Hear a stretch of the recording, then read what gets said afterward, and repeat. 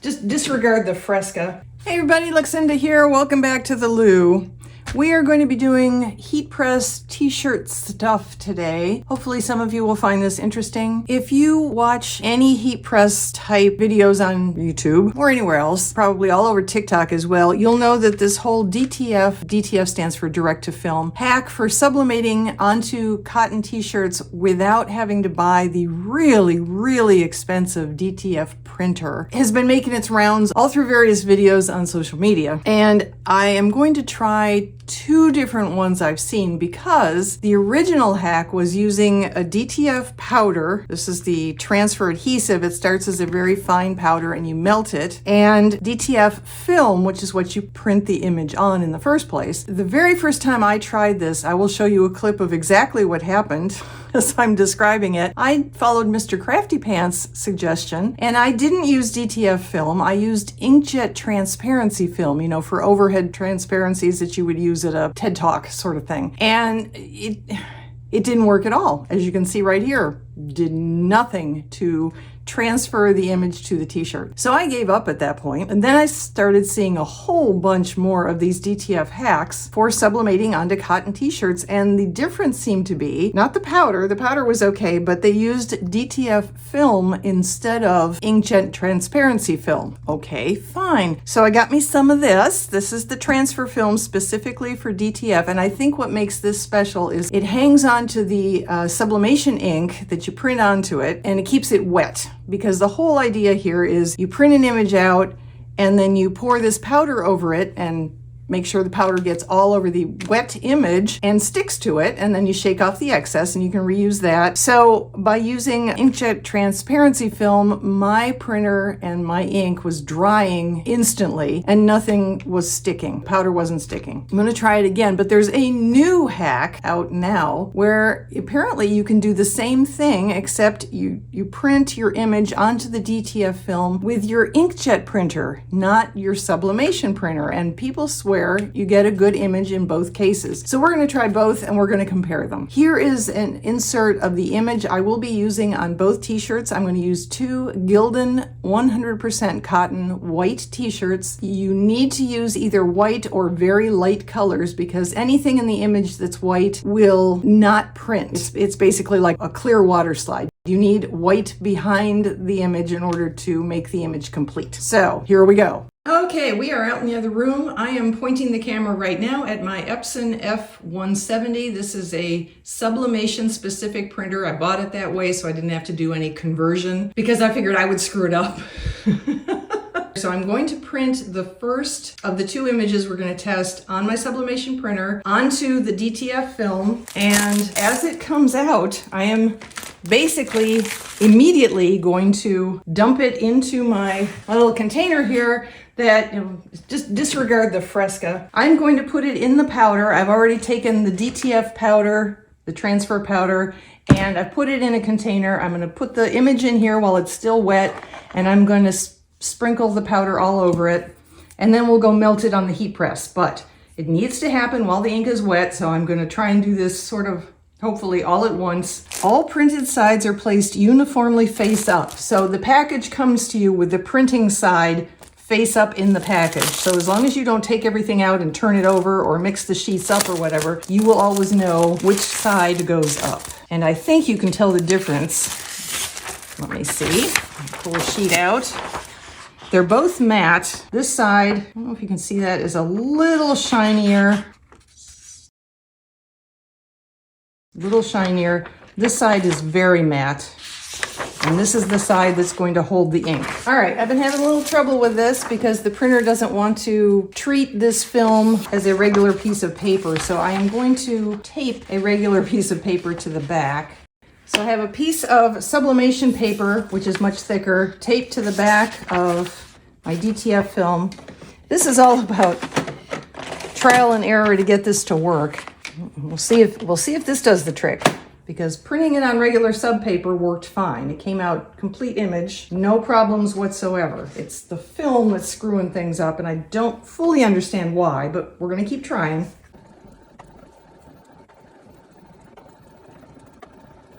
Yay, it's working.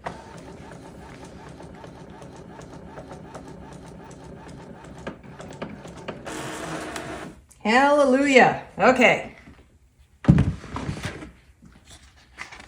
Going to pull it off of the backing I had it taped to. I'll put it in here gently and start covering the wet image with this powder.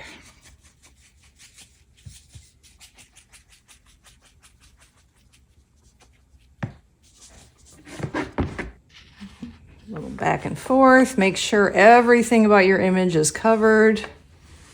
You want it all to be powdery. I don't know if you can see this. It looks like it's got really fine sugar all over it. Okay, now we're going to relocate to the heat press and cook our image. Okay, so just a reminder, here's our image in powdery form. I'm going to put it on here and then push that in, but not start it pressing. And we're just gonna leave it there for approximately a minute, and then we'll pull it out and take a look. And if it's cooked all the way through, and you'll see that that means the powder is melted, so we won't see the powder anymore, we'll just see the brighter looking image coming out, hopefully, if this works. Let's see how our image is doing. You see it looks much brighter. There's still some powder, so I think I'm gonna turn it around and cook it a little more.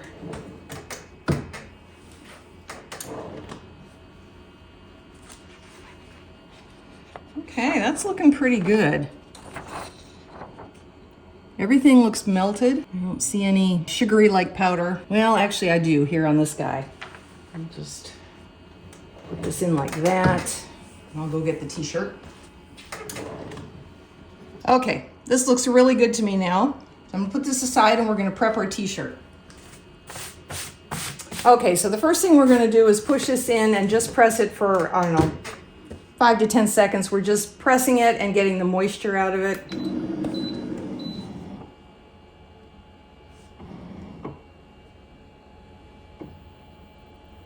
Okay.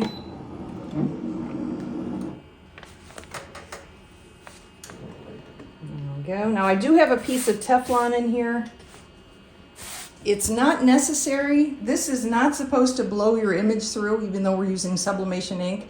You shouldn't need to use anything in between the two layers of t-shirt. But again, watching a lot of videos, somebody else did this and they got really good results. So I'm just gonna go with it. Okay, now what I noticed on my graphic is over here, I don't even know if it shows up on camera, but I have some roller marks. So I'm gonna cut some of this off just to give us a better pristine image. Okay, so we're good to go. This has been mirrored by my printer, and I am just going to eyeball it. That about there and about there. And now I'm going to put a piece of parchment paper over the top. You could tape it down if you want to. I'm not going to. Maybe I should. We'll find out. And here we go. For the full 35 seconds. We'll see what happens.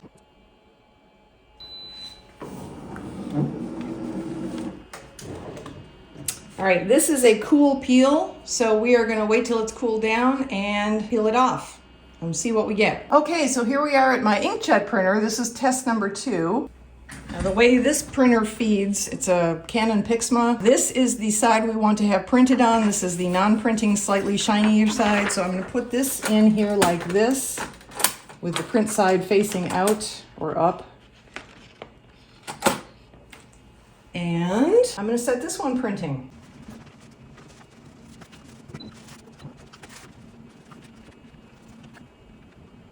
All right, we'll swing it around here and you can watch me powder this one. Put these babies in here. Sprinkle the powder all over. Is this in frame? Yeah. Closely. Okay. Rock things back and forth a little. Make sure we get powder on all parts of the graphic.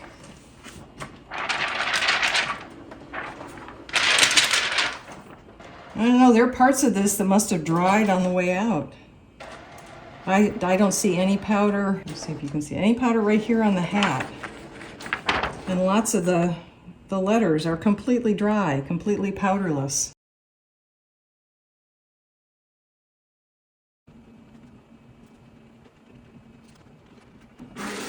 Okay. Get this in here as fast as possible. The dark red is definitely wet. It's the pinks that seem to be drying faster. Happened again. Dang. It's just drying too fast. There's absolutely no powder sticking. Well, clearly my printer isn't printing fast enough or something's wrong, but we're going to continue on with this because I was going to test the two, so let's go test it at the heat press. So let's cook our image. Okay, it is mostly cooked, but I think I'm going to turn it around and do it again a little while longer. All right, that was 30 seconds. I just think we're going to end up with a lot of white gaps. I don't think we're going to get our pinks, but it looks cooked where there was powder, so let's proceed. Okay, my t-shirt is prepped, believe it or not, it really is. So I'm just going to eyeball this one, it's like I eyeballed the last one.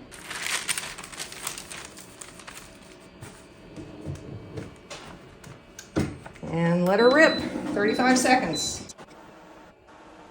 Okay, now, just like the other one, this one needs to cool. So I'm going to put this one aside and we're going to bring the other one back and look at it. Okay, so this was the Sublimation one and it's completely cool to the touch. So now let's peel this off and see if we got an image this time. Hey, look!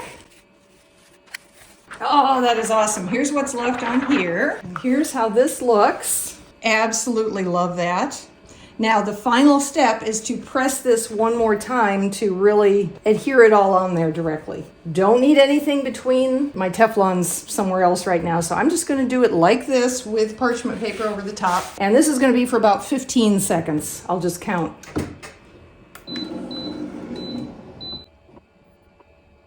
Okay. All right. So this one's basically done. Awesome. All right, we will do a comparison side by side in the workroom at the end. So let's get the other shirt, see if it's cooled off. Okay, this has cooled to the touch. I'm guessing this won't look as spectacular as the other one, but let's see what we get. Yeah. Wow. Yeah, we're losing. Oh my goodness. Yeah.